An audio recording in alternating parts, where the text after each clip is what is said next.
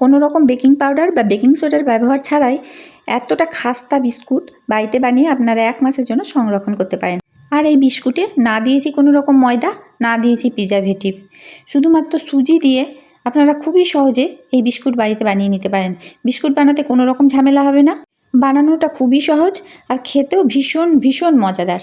সুজি দিয়ে এই বিস্কুট বাড়িতে বানিয়ে নিন, আর চায়ের সাথে খেতে তো দুর্দান্ত লাগবে। নমস্কার বন্ধুরা, হেসেল বনলকিতে আপনাদের সকলকে স্বাগত।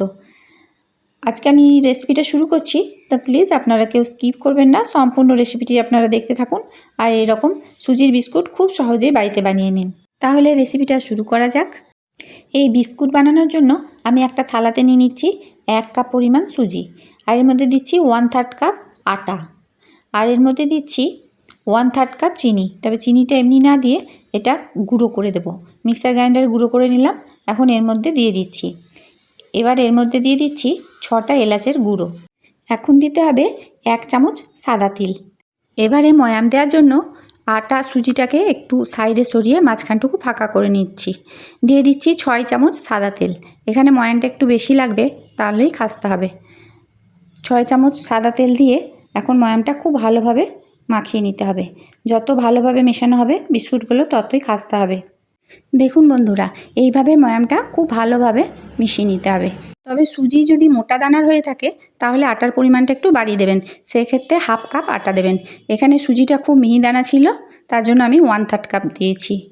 ময়ামটা এইভাবে খুব ভালোভাবে মিশিয়ে নিতে হবে। এখন ময়ামটা যখন হাতের মুঠোর মধ্যে করা যাবে, দেখুন ঠিক এইভাবে যখন মুঠো ধরা যাবে তখনই বোঝা যাবে ময়াম দেওয়াটা পারফেক্ট হয়েছে।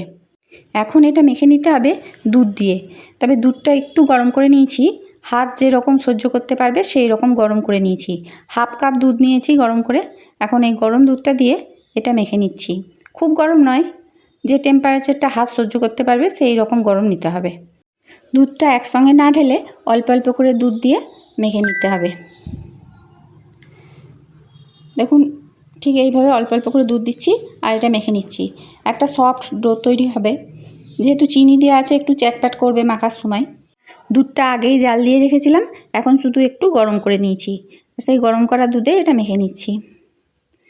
দেখুন এটা খুব ভালোভাবে মেখে নিলাম। এখন এটা মাখা হয়ে গেছে, ঠিক এই রকম নরম করেই মাখতে হবে। এটা এখন ঢাকা দিয়ে আধ ঘন্টার জন্য রেখে দেব। আধ ঘন্টা পর সুজিটা অনেকটাই ফুলে যাবে।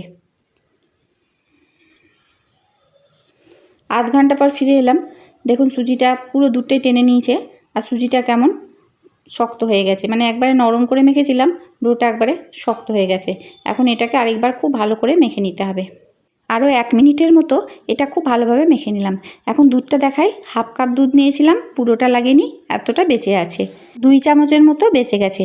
এখন এই লেচিটাকে দুভাগে ভাগ করে নেব। তারপর হাতের মধ্যে 1 ভাগ নিয়ে এইভাবে পাকিয়ে নিতে হবে। খুব ভালো করে পাকিয়ে নিতে হবে যাতে রুটিটা বেলা গোল হয়।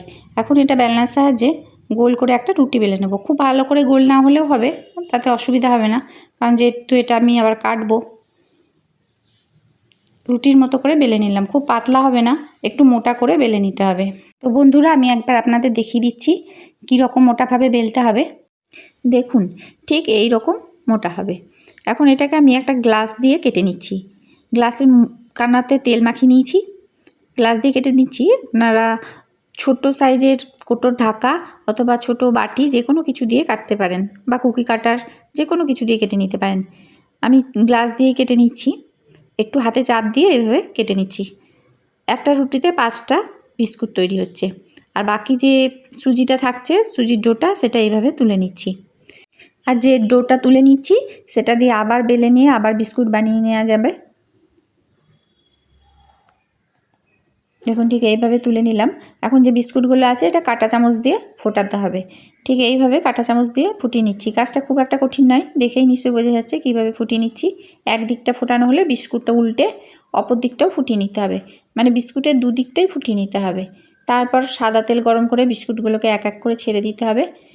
অল্প আঁচে ভাজতে হবে। তেলটা গরম হয়ে যাওয়ার পর অতি অবশ্যই ফ্লেমটা লো করে নেবেন। বেশি আছে যদি ভাজা হয় তাহলে উপর দিকটা পুড়ে যাবে আর ভিতর দিকটা কাঁচা থেকে যাবে, তাই লো ফ্লেমে অতি অবশ্যই ভাজবেন। আর রেসিপিটা যদি আপনার ভালো লেগে থাকে তো প্লিজ লাইক করবেন।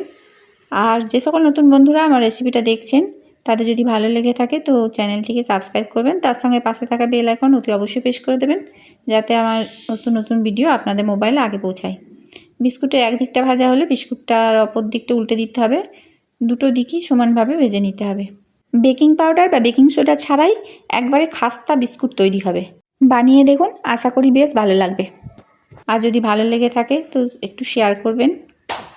এইভাবে লাল লাল করে একটু ভেজে নিতে হবে।